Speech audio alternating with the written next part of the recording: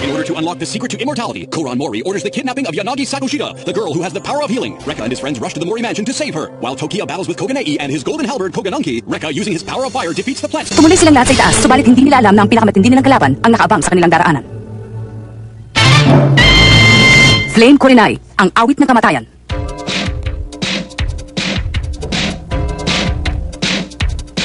Rekka, aalis ka sa palasyong ito na isa ng bangkay. Tanggapin mo ito! Flame power!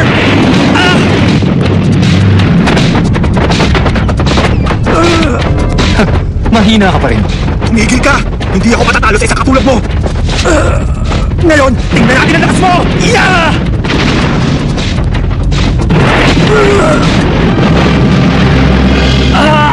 Rekka! Nararamdaman ko pa rin ang aking galing. Huwag ka magbuhat ng sarili mong bangko! Mabuti pa, tapusin na natin yan! Tatlo tayo laban sa kanya. Hindi mananalo yan. Kawawa ka naman! Hindi ko inaasahan na ang kanyang kapangyarihan ay magiging kasing-lakas ng sa akin. Ibalik mo na si Ana!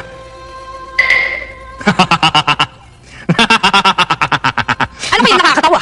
Pag ako nainis, tatanggalin ko na yung maskara niyan. Tumigil ka. Ikaw makinig sa akin ngayon. Naalala mo pa ba kung saan mo nakuha ang sugat mo? Sa iyong pisngi. Matagal na panahon na rin na mangyari yan. Ano bang pinagsasabi ng matagal na panahon na?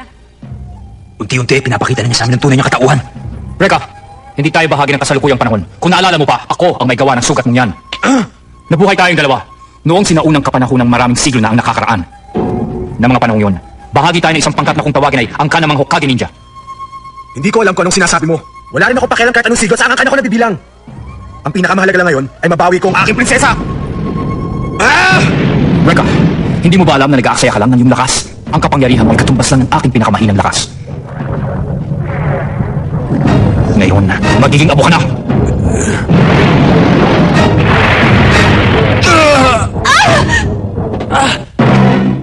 Binubusan niya ang kanyang lakas! Binubuhos? Nagpapatawa ka ba? Sa tingin mo ba, Rekka, binubuhos ko na ang aking buong lakas? Hindi ko kailangan gawin yung para lang mapantayan ang iyong kahusayan. Napakababa naman pala ng tingin mo sa aking kapangyarihan. Kailanman ay hindi magpapantay ang ating lakas. Ito ang tunay kong kapangyarihan.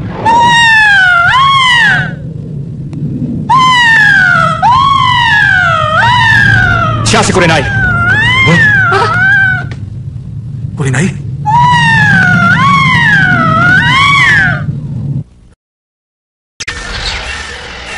Tingnan nyo, ang mga makina. May nagpapakawala ng pambihirang lakas sa loob ng palasyo. Ano bang pinagagagawa ni Master Kuray? Hindi ba niya alam na baka madisgrasya tayong lahat dito? Ano nang nangyayari? Nadidelikado na si Rekka at ang kanyang mga kasama.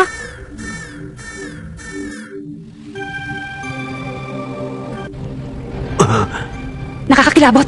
Pero ang ganda. Ang kanyang apoy, merong buhay. Ang tunay na kapangyarihan ng isang Hokage Ninja ay hindi nakasalalay sa kanyang kakayahang makalikha ng apoy. Dahil ang enerhiya na dumadaloy sa katawan ng isang kasapi sa angkan ay sapat na upang makalikha nito, hindi na rin kailangan pang gumamit ng mahiwagas sandata para dito. Ang kakayahan na yan ay likas na namamana ng sinumang may dugo ng angkan ng Hokage. Ang tunay na kapangyarihan ng isang Hokage Ninja ay nakasalalay sa pagpapalawak ng likas na kapangyarihan ito upang magamit sa kahit na anong paraan na iyong naisin. Bibihira lamang ang may taglay nito at isa na ako sa mga yon. Iba-iba rin ang kulay ng apoy na naglalarawan sa nilalaman ng iyong puso at kalooban. Maitim na apoy at taglay ko ang kanyang kapangyarihan. Meron ding pulang apoy, mayroong asul na apoy. Natapat ka sa pinakamahinang uri. Kurenai, ipakita mo sa kanila ang bangis ng iyong kapangyarihan.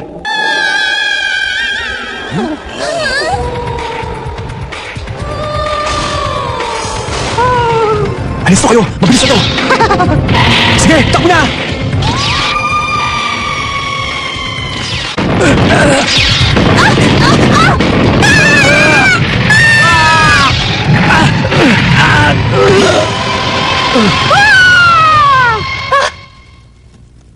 Tagalit tayo, hindi para sa labanan.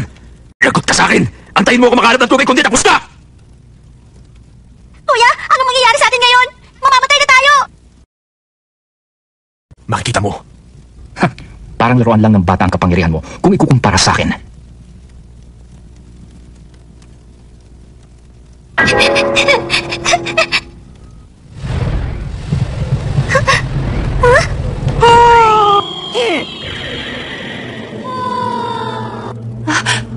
Si Lola! Lola, tumakas ka na! Tama ka na, Rekka. Hindi sa lahat ng pagkakataon ay kaya mong iligtas ang iyong mga kaibigan.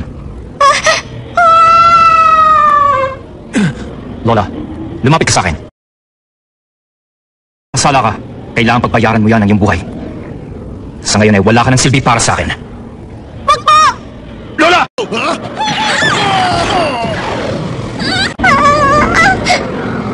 Ngayon na. Lola! Tama na!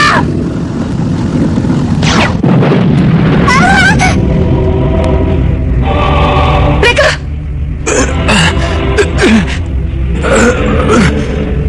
Hindi ako makapapayag na saktan mo kahit na sino man sa mga kaibigan ko! Huwag mo silang idamay dahil tayo dalawa magkalaban! Tuwag ka talaga, pati bata pinapatulan mo na ngayon! Alam mo hindi mo ako matatalo. Mas malakas ako kesa sa'yo dahil may mga kaibigan ako nagbibigay ng suporta sa akin. Ibahin mo ako, Ray! Kahit buhay ko pa maging kapalit, gagawin ko may ligtas ko lamang sila! At kapag nangyari yun, isasama kita sa hukay para hindi ka na makapaminsala pa! Tapos ka na ba? Kurinay, dalhin mo sa kanyang hukay ang makatang yan.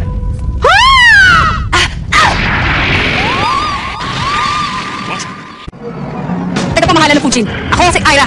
Isa sa mga kaibigan ni Reka. Ang lakas ko ang aking kapangyarihan! Tawagin mo na lang ako sa pangalan Max!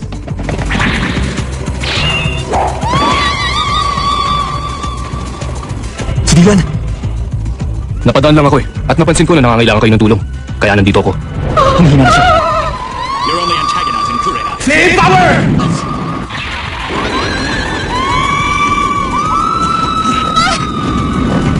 Tawagin mo na ako, Flame Master! Ako si Reka Hanabishi. Laban na!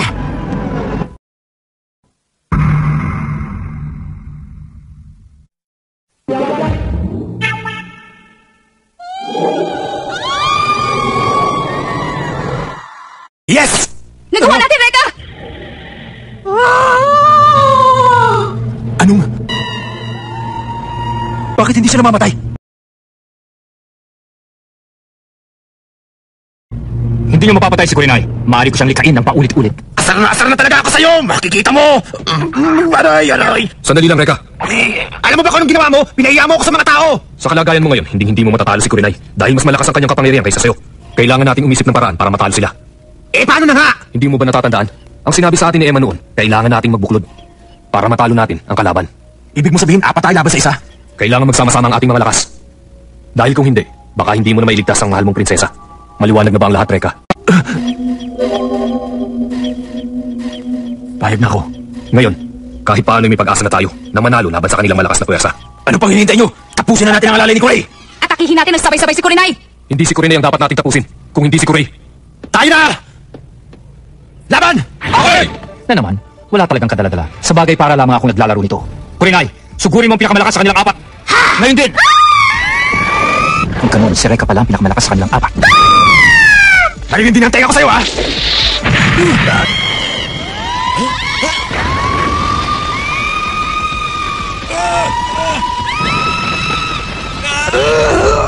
Ako nang bahala dito! Kayo na kay Kuray! Ikaw pa lang gumagamit ng kapangyarihan ng hangin. Wala. Inaamin ko, napahanga niyo ako sa inyong lakas. Pero kahit pagsama-sama pa kayo, hindi niyo ako matapalo. Si Reka ay kasalukuyang nililigpit ni Kurinay. At kapag wala na siya, lalong hindi kayo mananalo pa sa akin. Tumigil ka!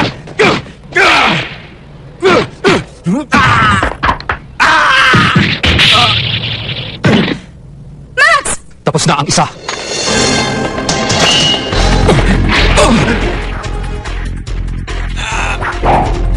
Nagkamali ako.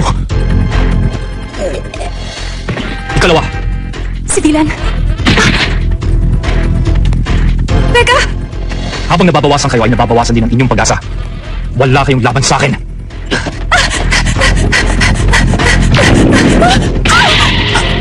Babae ka man ay hindi kita patatawarin. Takas na!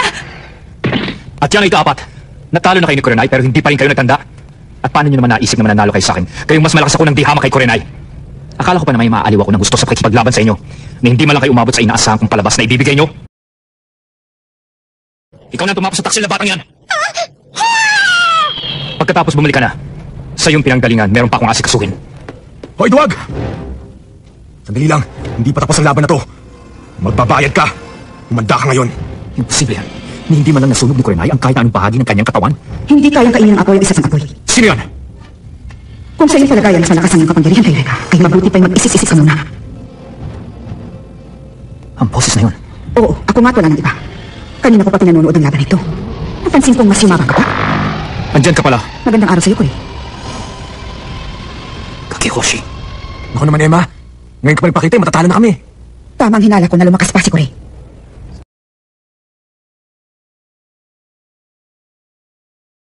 Silang dalawa, ang dapat mong pakaingatan. Mahirap talunin. Hindi pa rin ako natatakot harapin sila. Sandali lang, Huwag mo akong pakialaman. mapapaliwala lahat ang pinaghirapan mo. Kung pipilitin mo makipaglaban ngayon sa kanila, isasakripisyo mo pa rin bang buhay mo kahit na alam mong wala ng pag-asa? Ha? Itutuloy pa rin niya. Emma, ikaw nang bahala sa kanilang lahat. Lalo na sa akin, prinsesa. Ngayon, ituloy na natin ang laban! Katulad siya. Katulad siya ng kanyang ama. Lumalaban pa rin kahit wala ng pag-asa. Reka, alisin mo ang gasa sa iyong braso! Ha? Ang gasa sa aking braso? Pero bakit? Para pakawalan ang kapangyarihan mo. Pakawalan? Ang gasa na yan o armband, ang nagkukulong sa iyong kaloob-loobang kapangyarihan. Napakalakas na kapangyarihan. Isang hindi ka panipaniwalang uri ng kapangyarihan. Ito ay mapamapanganib para sa'yo at kung hindi ka mag-iingat, maaari kang tupukin ang sarili mong apoy. Subalit hindi ko pwede ipagkait ang tunay mong lakas. Ikaw lamang ang makapagpapatunay ng iyong kapangyarihan. Ngayon pa lang ay pinaalahanan na kita, Reka. Ihanda mong iyong sarili. Yun naman pala eh! Ang tagal-tagal ko nang iniisip kung para saan ito. Sige! Reka, sabihin mo nga, saan mo ba napulot yan? Ang tatay naman makakalimutin! Hindi ba baby pa lang meron na ako nito? Hindi ko nga alam kung para saan to eh! Ngayon alam ko na. Lalabas ng tunay kong kapangyarihan. Pahiya ako sandali! Flame power! Ipagkas kapangyarihan! Ang nararamdaman ko sa aking kamay! Ngayon lang ako nakakita ng ganito. Kakaiba siya. Pakiusap. Huwag mo pong pababayaan si Reka. Kuya Reka! Reka!